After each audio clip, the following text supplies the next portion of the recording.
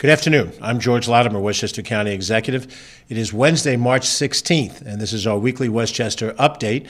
It was delayed 2 days from our usual Monday date because Ken Jenkins, the Deputy County Executive, myself, and some other key representatives of Westchester County government were in Albany for 2 of the 3 days of the New York State Association of Counties annual conference. And while we were there, we went through a series of different issues and what have you. But when we return today, we want to be able to update you, brief you on some things that are happening around the county. In a few minutes, we'll have our guest this week is the mayor of the village of Larchmont, Lorraine Walsh, a good friend of mine, and she served over a decade on the Larchmont Village Board, which I might add is an unpaid position. We have about 6 or 7 communities in Westchester County that do not have salary for local officials. I had that experience when I served on the Rye City Council, and Mayor Walsh has served her community with great dedication, and we're going to bring her up here in a couple of minutes. I do want to highlight that yesterday was Village Election Day across Westchester County. Now, the structure of government, which is a bit Byzantine for those who are not accustomed to it, if you live in a city, and if you lived in the city of New York and you moved to Westchester County, you will see different levels of local governments. There are cities, towns, and villages that are all municipal governments that provide local basic services to their residents. Villages are concentrated population portions of towns. And towns, generally speaking, created with more of a rural or suburban environment, cities more urban, more densely populated. There are exceptions to these rules. And villages in Westchester County number 20 altogether. They range from a small village the size of Buchanan, which is a little over 2,000 people, to Portchester, which is 40,000 people. And in fact, both of those 2 villages had elections yesterday. State of New York allows for village elections to be held on a village election day, which is usually the 3rd Tuesday in March. In this case, it was yesterday, March 15th. Or the village may choose to have their elections in November. In a few minutes, when Mayor Walsh speaks from Larchmont, she began her career when Larchmont had village elections in March, and it is within their authority by referendum to move village elections to November to coincide with other elections that happen. Town elections, city elections, county, state, federal elections are all November elections. So that is what's happened in Larchmont. But there's still a number of villages that have these March elections, and I just want to announce a couple of them that are important. We had a number of them that had no competition because there was a bipartisan agreement between both the Democratic and Republican parties of different villages. We've also had villages where they have independent line candidates who run, and those individuals don't represent one of the 2 major parties, whatever their personal affiliation is. There are some of these village elections that are run by the County Board of Elections. You will find those on our County Board of Elections website today if you want to look at these numbers for yourself. And there are some that are run by the villages themselves, and they do their own implementation of the elections. A large number of villages have moved to November elections, and they come, as I said, at the same time that town and county elections come up. And village elections are annual every year. Under most cases, village elected officials serve for 2-year terms, and there's some staggering. But every year there's an election in villages. So it's a bit of a complicated system. But I mention that because a number of communities selected their leaders yesterday who will govern their local governments, provide the police, fire, sanitation, recreation, snow removal functions for their communities, their residents, the land use authorities, a planning, zoning, architecture review board, and then a host of other organizations that are created in Village A versus Village B that govern the quality of life in those villages. So we want to make sure that we extend congratulations, and we'll mention a few of them today.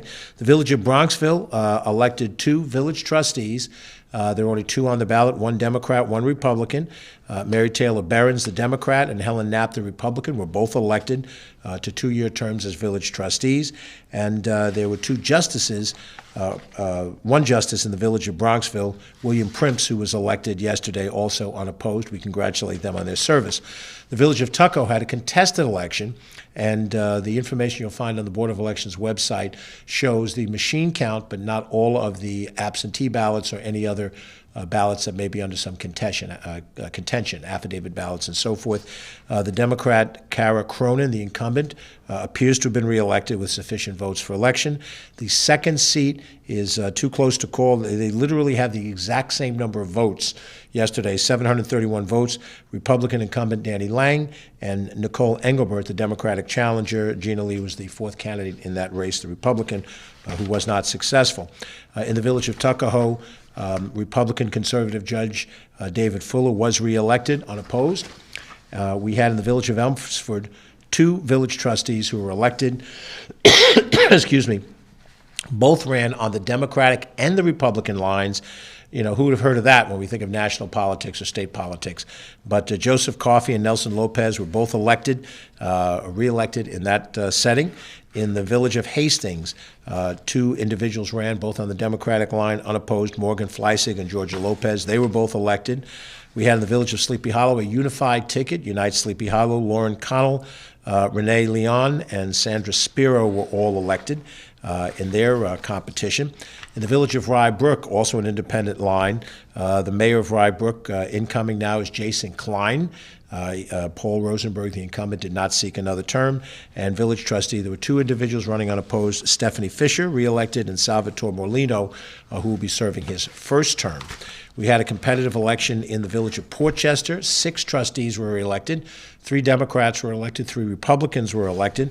The 3 Democrats elected Joan Grenchmois Thomas was reelected to a second term. John Allen and Phil DeRazio were the Democrats who have won their first term. Bart Didden, an incumbent Republican trustee, was reelected. Joe Carvin, a former town supervisor, has now been elected to the Portchester Village Board. And Juliana Alzade was also elected. So 3 Democrats, 3 Republicans in Portchester were elected. There were some other results in some other communities. I wasn't trying to be Steve Kornacki at the big board, as you might see on one of the national TV shows, but at least to give you a flavor that yesterday a certain number of our neighbors did make decisions. And I think it's, in general, encouraging to see that at some level of government there's bipartisanship. There's a willingness to work together across the aisle. And even in some of these settings where there's competition, there's mutual respect and a willingness, while there are disagreements in philosophies, to compete on a certain platform where you live in the same community with the people that you're competing against and that you have a common interest in your common future. And so those village elections are behind us now. The next major elections coming up will be in May for school board trustees in our various school districts around the county. They are officially nonpartisan elections, but you should look to see that sometime in the month of April, there'll be petitioning that goes on and candidates in that race. And then that will be followed in the month of June by primaries for November election cycles, where Democrats and Republicans will have competitive primaries. It appears at this point there will be primaries for governor in both of the 2 major parties. There will be primaries for representatives in the House of Representatives in at least 2, if not all 3, Westchester County districts, and we'll give you an update on those things very neutrally, just so you know what's happening out there. But ultimately, it's your decision to vote or not vote. Many Americans don't vote. But as a person who obviously has put himself on the ballot many a time in many different levels of government, this is what we have fought for in terms of democracy and your voice in what happens in government. And we're getting a technicolor example half a world away in Ukraine and Russia, where Ukraine has a 30-year democracy that is under the foot of the Russian bear that wants to wipe out that democracy and put them back under the singular control of a dictator, Vladimir Putin. So this is democracy that we have, as Ben Franklin said, if we can keep it. And we have a democracy and a wonderful government in the village of Larchmont, roughly 6,000 residents, 6,500 residents, 1 square mile. And like every other community, it has its issues. It also has its leaders. And I'm very happy to introduce Mayor Lorraine Walsh, who will tell us a little bit about the village of Larchmont. Lorraine, thanks for coming. Pleasure to have you. Thank you. Thanks, George. Good afternoon. I'd like to start by acknowledging the passing of Lieutenant John Vitieri, a 22-year veteran of the Larchmont Fire Department. He retired in 2010. Lieutenant Vitieri volunteered at the pile on 9/11 and has passed away from a 9/11 related illness, and therefore received a line of duty funeral this morning, which I had the honor of attending. Also, the passing of Lenny Verastro, who was not only the Village of Mamaroneck manager, but is also a longtime Village of Larchmont resident, and just recently served on my police reform committee in the village. They'll both be missed, and condolences to their families. It is budget season in villages in New York State, and this Friday we submit our tentative budget, and there will be a public hearing on it next month. We have a lot of rising costs, as everyone does. Electricity, insurance, fuel costs have gone through the roof. But I'm happy to announce that at this point we have a tax cap compliant budget without use of fund balance. And we're also able to handle some large capital projects this year in our sanitary sewers. We'll be replacing a water main and also taking on the renovation of one of our jewels of a park, Flint Park. This warm spring weather makes us all want to go outside. We never canceled or took away outdoor dining in the village of Larchmont, which we had instituted in June of 2020. So if you want to come and sit outside and have a nice lunch or dinner, and you enjoy the great weather, come to Larchmont because we're already all set up for it. We have a couple of new businesses opening up in Larchmont, which we're very excited to have ribbon cuttings planned for. I get to bring my giant scissors, and it's just great to see that through all the troubles and challenges of the last 2 years, that our village has remained vibrant and quite popular. And it's also time to start planning events. And so this coming Sunday, we have the Sound Shore St. Patrick's Day Parade, which I'll be marching in probably for the last time. That's on Mamaroneck Avenue.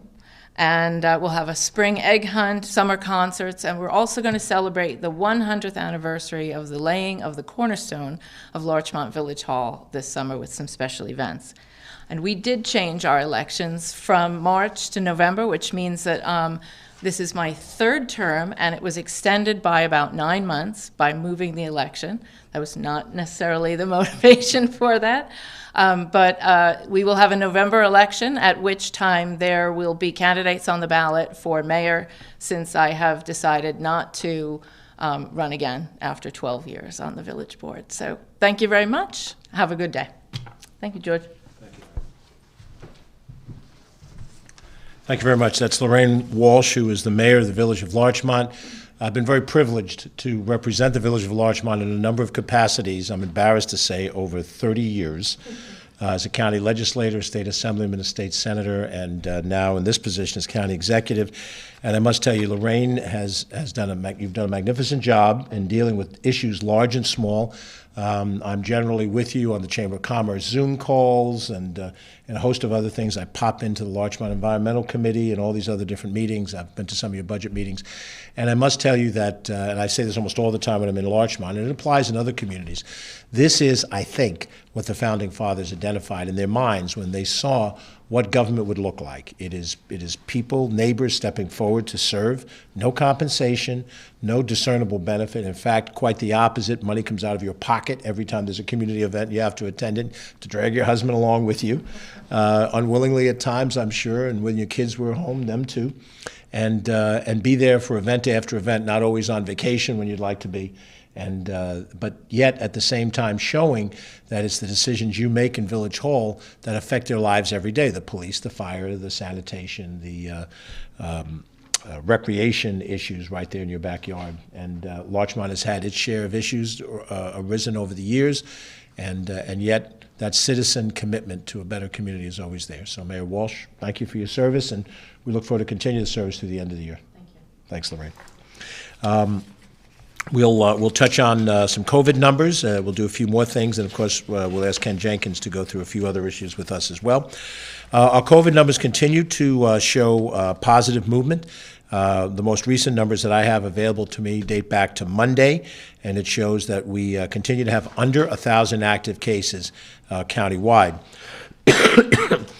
We had a very low number of positives on Monday, 48 positives out of 2,200 tests. So we're staying under the 5% infection rate or positivity rate. And we've tested 4.9 million tests in Westchester County since the beginning of the pandemic. Now, that stretches out over 2 years, and each of us have been tested any number of times now. I can't remember how many times I've been tested. And that doesn't include the at-home tests that you might take, which will put that number at a much, much higher level. The number I think that we watch most carefully is the number of people hospitalized. The most recent number we have as of Monday is 35 people are hospitalized for COVID. 35 in the county, 11 hospitals, 35 people. 1 month ago, on February 14th, Valentine's Day, we had 163 people hospitalized. So we went from 163 down to 35. And if you go back just 2 months, just 60 days, that was the heart of the Omicron outbreak. We had 628 people hospitalized on January 14th. So 628 down to the 300 number I just gave you a second ago, 163 number down to 35. That is a significant reduction in hospitalizations, and it's a very encouraging number. The number of fatalities, always a difficult situation because you're taking a human life and trying to make a statistical assessment of it. And even one death is a tragedy for the people that they're related to. In the last week, we've had 5 deaths due to COVID. In the aforementioned week 1 month ago, we had 21 fatalities in the month of February, and if we go back to the month of January, we had 37 fatalities. So from 37 to 21 down to 5, that is a sign of the diminution of the infection in our midst. Now, we've been through this twice before. We saw a diminution when we got to the late spring of 2020, and we saw a significant diminution in June of 2021. And while we were very circumspect in the way we approached those changes, many around us celebrated, it's over and we're done. We hope it's over. We are planning on a spring and a summer that presumes that we don't have to have the same situations. I mentioned, obviously, that we have no mask requirements that are in place, but I've got the mask in the pocket if I need it. And the upshot of it is the vaccination numbers continue to go forward. Ken, in a second, is going to cover what our current satellites are. But we still encourage people to be vaccinated. We have, in terms of first-time vaccinations, over 90% of the Westchester population vaccinated. That number is higher than our neighboring counties, and that was done without a mandate or any kind of forced activity on our part, by making it available and making the public understand what the stakes were by being vaccinated. We believe not only do we have a high percentage vaccination number, but our death total is lower than it would have been. And we've seen examples, and I've seen them myself. I've talked about a couple of them here, and I'm sure you know of some that you know. Individuals who were unvaccinated who got COVID and lost their life. As opposed to those who were vaccinated, had a mild case, may have had some discomfiture, but did not lose their life because of this. We're hearing different things from, Pfizer now, and Moderna, I'm sure, will have their announcements.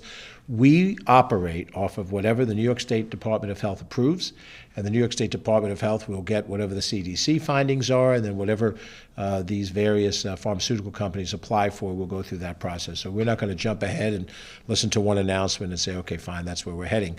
But we do believe that there's a recession going on in terms of the virus. We can function more normally in the way we operate, and until and unless we see other data that changes the direction, we're going to continue in that path. We are planning to have our full recreational programs for the spring and summer. That includes the ethnic festivals that we've had to cancel. That includes going back to a larger capacity in our pools and beaches when we get to that point of the year. It's usually in June, and so we're hopeful of where we're going to go. I'm going to invite Ken Jenkins to go over testing and vaccination information, and then we'll come back and touch on a few more points. Our Deputy County Executive, Ken Jenkins. Thanks, George. And again, because of all of the work that the people of Westchester and the county executive, all the team, and everyone is congratulating all of you for doing what needed to be done to keep yourself vaccinated and safe. So we're going to continue, again, with the county center testing at the county center for symptomatic members of our community. That means you have a known exposure to a confirmed positive case. Or right now, anyone that wishes to get tested, it's a PCR test. A CDC recommends being tested 5 to 7 days after an exposure. Certainly, appointments are encouraged, but at this point in time, walk-ins are also welcome. Continue to be aware of the various times, because we are doing vaccinations and testing and pediatric vaccinations, and as well as everyone else's vaccinations at the county centers, but they're different times and in different places of the county center. So please, please, please go to the website and check for the particular service that you're looking for. The vaccination center at the county center is going to be there still for the pediatric vaccinations for ages 5 and up. please make an appointment from the Department of Health website. And we are still continuing the vaccination satellite locations at the various schools throughout Westchester County. In that partnership with the school districts, it's been an extremely helpful partnership. County executive initiated right from the very beginning of this pandemic 2+ years ago, with having those conversations with the public school superintendents almost on a weekly basis until very recently, where it's just going to change just a bit as the number of cases have gone down. So this week, today, we have, this week we had Hutchinson Elementary in Pelham, and yesterday we had Hope Community Services in New Rochelle. For the rest of the week, those are going to be the county center clinics from 1 to 4 tomorrow on the 16th. The 17th, pediatric shots 3 to 6:30 p.m. Friday, 2:30 to 6:30 p.m.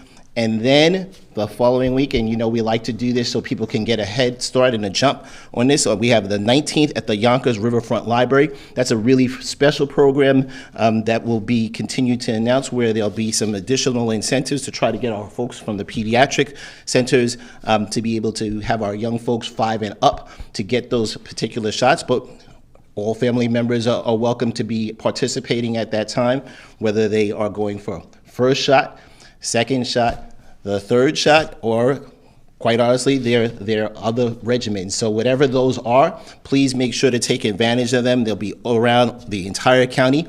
On the 23rd week, the week of the 21st, we don't have any vaccination sites in schools that are registered at this point in time, but the county center will continue.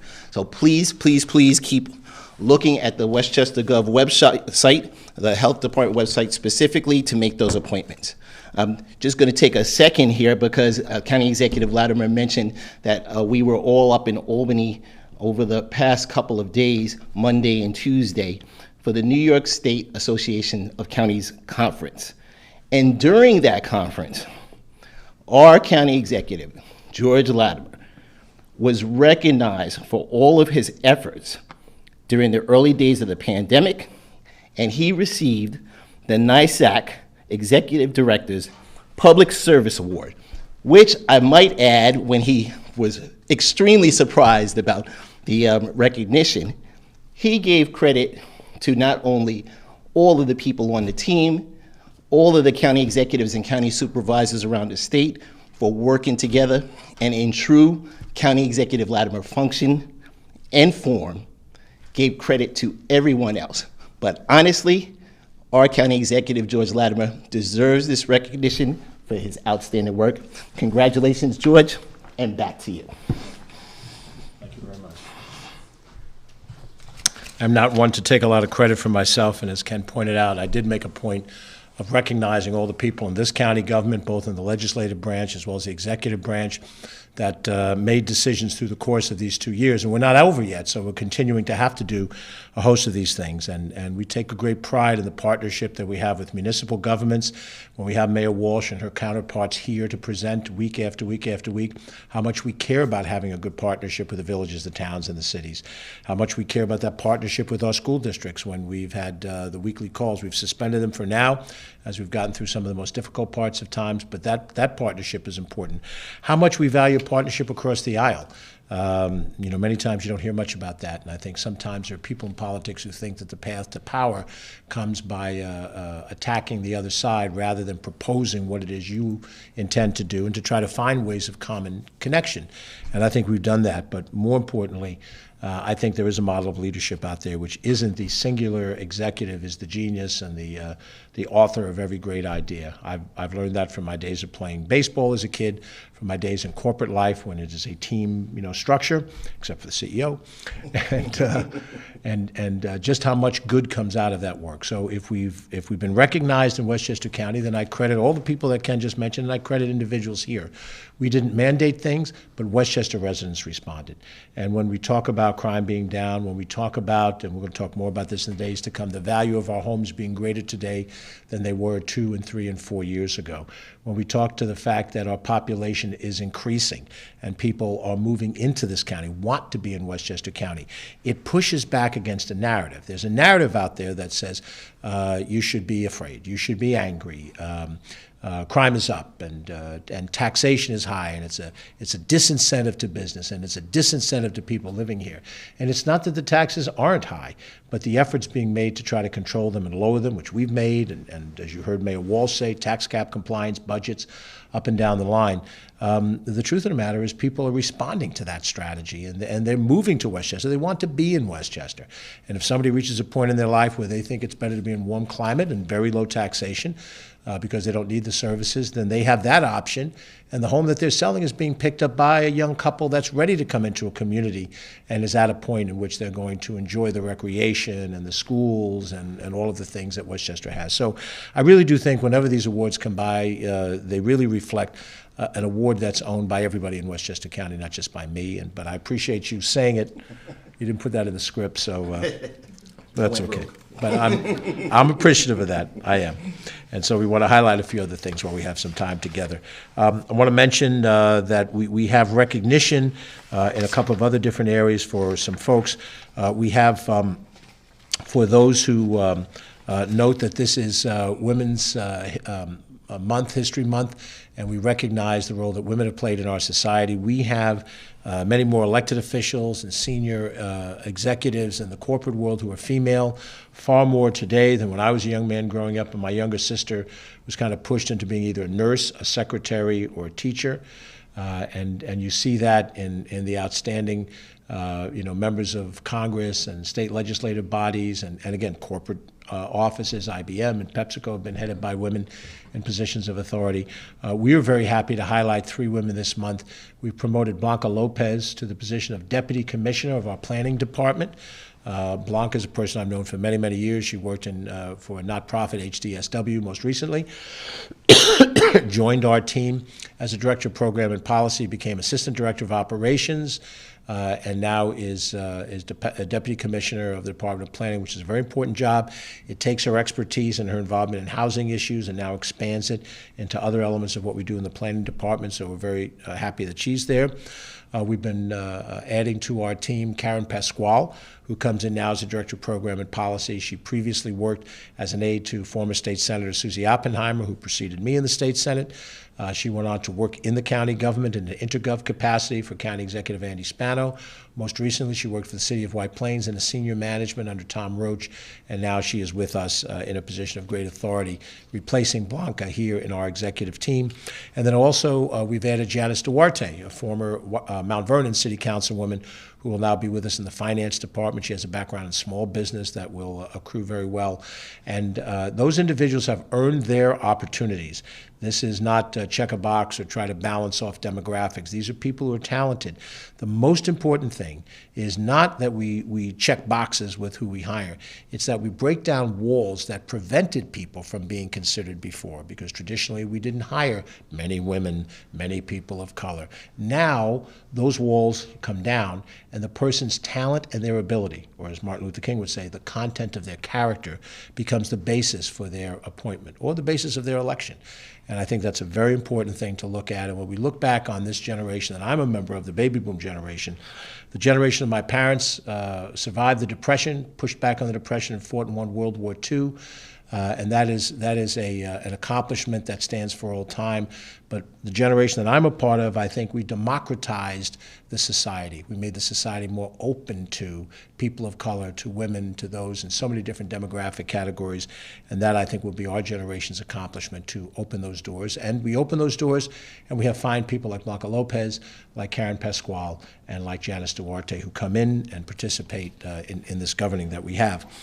April is also known as Child Abuse Prevention Month. We set aside that time to recognize the importance of communities working together with families, and particularly to prevent child mistreatment. And we have a unit within our Department of Social Services that has responsibility for child protective services. We also want to recognize the fact that in our county law department, under the direction of County Attorney John Nona, we have a Family Court Bureau for Child Abuse and Neglect unit. Their efforts to raise awareness about child and family well-being, prevent child abuse, and they go to court, into family court, to help advance those issues. They do incredible work. It is under the most difficult of circumstances, arguably one of the toughest courts to be in because families are in state of crisis and stress when they're in family court. And the lawyers that we have in that department do very difficult work under pressure and do a very good job.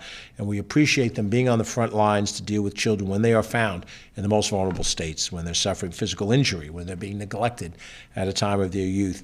And we also know, I learned this once a long time ago in school, the poem by William Wordsworth, "The child is father to the man." I never quite understood what that meant. I always thought, man has a child. How can a child be a father to a man? But the way the child is treated and raised will determine the man or the woman that they become in their adult years.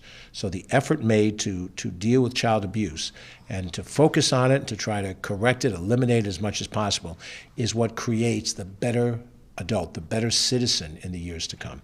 And so we thank our law department unit involved in the family court for their great work, and we salute them. We also recognize flood safety awareness this week. It's hardly that we need a week here in Westchester County to be aware of floods because we've had our share of them.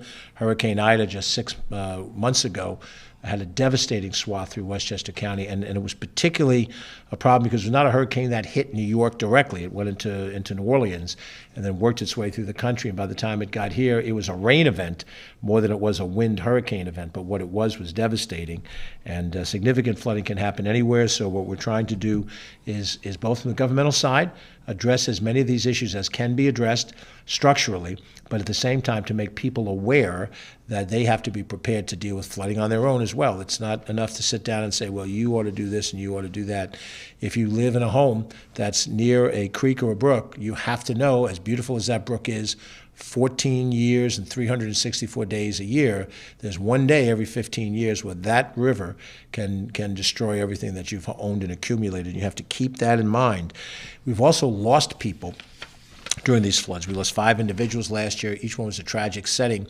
And what's particularly tragic is I drive around Westchester County. I go down the very street in Rye Brook where we lost 2 people. I go into a parking lot where we found somebody that did not survive. And the decisions made at the moment by individuals in a moment of flooding became the last moment that they had in life in what is otherwise very everyday settings. And it's very difficult to accept.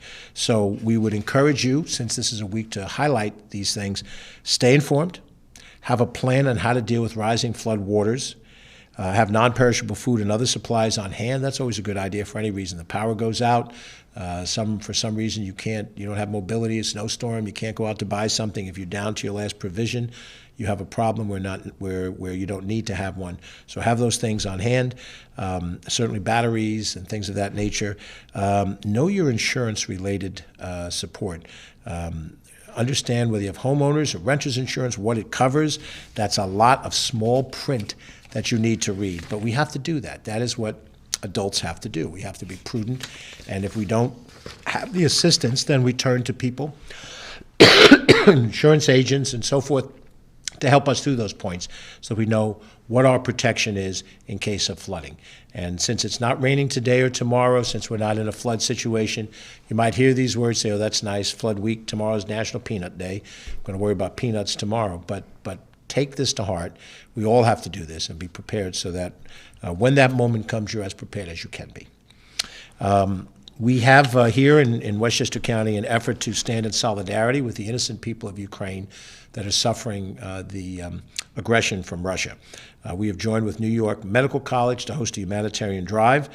County employees from our building have donated items down in the main floor of our building. We did this a few weeks ago to help those people who were burned out of their homes in the Bronx. We come right back to now try to help our fellow humans across the planet, and they've donated unused medical supplies, first aid kits, bandages, sanitation products, sealed boxes of baby supplies, maternal supplies, feminine hygiene products, toiletries, cold weather clothing, non-perishable foods. All of those things were collected here, transported to the New York Medical College, and now they're shipped off to Ukraine to try to help those that are in need. The geopolitical realities of that conflict are really dealt with by public officials at a higher level. Those of us in the village, in the town, and the counties, we have our responsibilities, but we try to be helpful as much as we can, and we think that that is an appropriate response. We do want to mention a few other things that are more back close to home. While I'm not a golfer, a lot of people are. Today, the 6 publicly owned golf courses open. We actually have a nice day today. It's pretty warm outside as we're speaking after the 2 o'clock hour.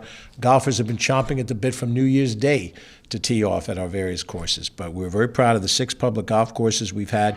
They were scheduled for Monday opening. We obviously had some weather issues, and golf courses are very sensitive to weather if we're waiting for things to thaw out, and we worry about rain and saturation on the greens and in the fairways. But over the past 2 years, we have had an incredible number of people use these golf courses, far more than we've had any time in the last 20 years. The nature of golf as a recreation, it is less stressful on the body. It's a long walk, and it's stressful if you're worrying about your score. But it involves something that can be enjoyed by people of all ages and by both men and women. And you can now go out and enjoy that at our 6 courses. We have on the Sound Shore, Maplemore Golf Course, southern end of White Plains, just across the hutch from Harrison. We have the Saxon Woods Golf Course in Scarsdale, similar position, a couple of exits down the line in the hutch. It's in Scarsdale, just over the border from the town of Mamaroneck. All of these are easily reachable given the road system. We have 2 in the city of Yonkers. The Dunwoody site, almost dead center in the middle, is a wonderful golf course. And then we have the Sprain Lake Golf Course, which is up in the northern area, just off of Jackson Avenue and East Grassy Sprain Road. And you see it right off the Sprain Parkway. And then we have 2 in northern Westchester, the Hudson Hills Golf Course in Ossining, right on the border of Newcastle, and Yorktown is in that area. And then a little further up in Yorktown, not far from the Cortland border, is Mohansick Golf Course. All of them are beautiful, and if you haven't picked up the sport of golf, this is obviously a good time to do it. And of course, public golf courses make the cost of a round of golf more affordable for individuals. We make money off of the golf courses, but we do it in a way where we're charging greens fees much less than what you would if you went as a guest, a paying guest at one of the fine country clubs. And we have plenty of places to play golf in this county, world-class courses that are the source of PGA and LPGA tournaments. But our 6 county courses are in good shape, and you get out there early in the golfing year, and you'll have a good experience. And of course, we kept our golf courses open during COVID because it is a socially distanced sport. Unlike basketball, we have to cover your man. I know that all the NBA teams practice defense, but you're supposed to cover your man when you're on the court and get close to them and block their ability to lift off a shot. In golf, you don't get in the way of the other person who's playing, so there's a distancing involved, and that allows you to play that sport during what we had to experience in the pandemic. So we're very happy about that as part of our process. We approach tomorrow St. Patrick's Day. And St. Patrick's Day is a great day for Irish heritage. Last week, we raised the Irish flag at Kensico Dam Plaza in honor of Irish heritage all throughout Westchester County. St. Patrick, the patron saint of Ireland, is a little more of a holy day in Ireland, but here in America, it is much more of a festive day, and lots of partying that goes on in a host of different places, lots of special events. We have Irish-American organizations in almost all parts of our county. They'll have special events today and tomorrow. They've had them already. We've had 2 St. Patrick's parades already launch off in Eastchester and in Sleepy Hollow, Tarrytown. This weekend, we have parades that are upcoming in Yonkers, which is the biggest of all the Westchester parades, on Saturday, on Sunday in Mamaroneck. I think Lorraine's marching in that one, as am I, on Sunday. And then the following week, postponed from last week because of the weather, we will have White Plains and Peekskills parades on the 26th, Saturday the 26th. But we raised the flag at Kensico Dam Plaza. We understand that through our statistics, over 100,000 county residents report Irish ancestry. This is the second most common ancestry in the county after Italian Americans. Those are the 2 ethnicities that I claim. And I'm very proud of my Irish heritage on my father's side of the family. My grandfather, John James Latimer, and his father, William Latimer, both lived in County Fermanagh, which is one of the rural counties in the north of Ireland, before emigrating to the United States. And in 6 months, when it's Italian Heritage Month, I'll talk about my Italian great-grandfather, Donato Maniero, and Benevento, and Campagna, and the other half of our ethnicity. And Keno Jenkins has some Irish roots, and he'll be proud of those as well. In fact, 4,000 of those 100,000 were actually born in Ireland who live here with us today. So we celebrate Irish heritage, and we celebrate all of the heritages in Westchester County. You have seen us celebrate a wide range of them, raising flags, Albanian flag, the flag for the State of Israel. We celebrate Black History Month. We celebrate Hispanic Pride at various times in the year. There's a month for that, and then specific events for Bolivians and Mexicans and all those. We think we're a stronger country because of that diversity. It's that diversity that gives us something that no other country in this world has, and we think that's a strong element for America. But, our symbolic support of them with flag raisings and festivals and so forth is what a government should do, and the most important thing that this country has done is given every one of them an opportunity. And maybe imperfectly in the beginning of their immigrant experience here, but over the course of time, immigrants from all parts of this world have come here and with time and with hard work have achieved in a country that welcomes them ultimately, if not on the first day of their arrival. We hope to become a more perfect union, and that more perfect union means absorbing and accepting that diversity as a positive for all of us. With that, I think we've exhausted the various topics that we wanted to cover. We do not have any questions from the press, I understand. If there are anybody from the press, they can welcome to call us at 995-2932. Catherine Chaffee, our Director of Communications, will link in. We will be back next Monday for the next update that we have, and we'll continue to give you what we hope are good COVID numbers, but that's only a part of our story. There are other things that are happening that are substantive, and we look forward to sharing it with you. We are on the cusp of launching a series of various master plan assessments, one for the Westchester County Airport, one for the Hilltop Hanover facility that we have in northern Westchester. We're looking now at when we have the state to come back in and restore the county center, having used it as a vaccination site over this extended period of time. And if we have some news by Monday, we'll share that with you. But we are trying to systematically look at every part of county government and our operations, and still being partners with our local governments and the school districts, as I've identified. So thank you for watching. Have a safe week, and we'll see you next Monday. I'm George Latimer, County Executive. Have a great day.